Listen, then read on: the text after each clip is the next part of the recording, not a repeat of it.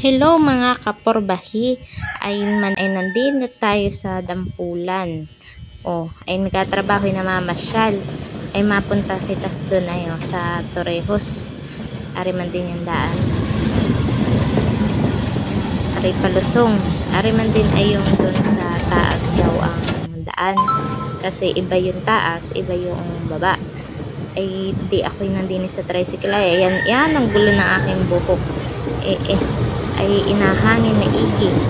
Yung ganda man din bundok na yan. Tas may palayan din yan ang ganda. May nagatalok pa. Yang ganda ba yan ang sikat ng araw din At umalis kami sa opisina ay alas 5.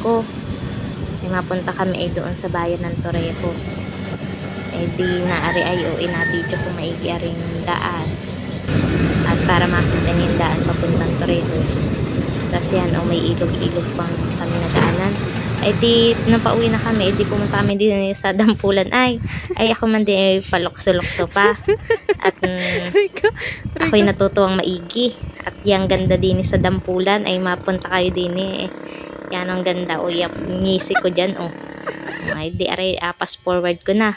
Kasama ko aring si Sweet. Apakita ko sa inyo mamaya yung kanya mga picture.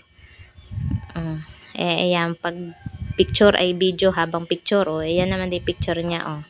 Yan ang ganda. Yan sexy. Ganda ng bundok pati. Ay, tas dumaan ka din ay may nagaparadang baka din sa kalsada. Ay kapag nasa gasa niyan ay. Thank you for watching.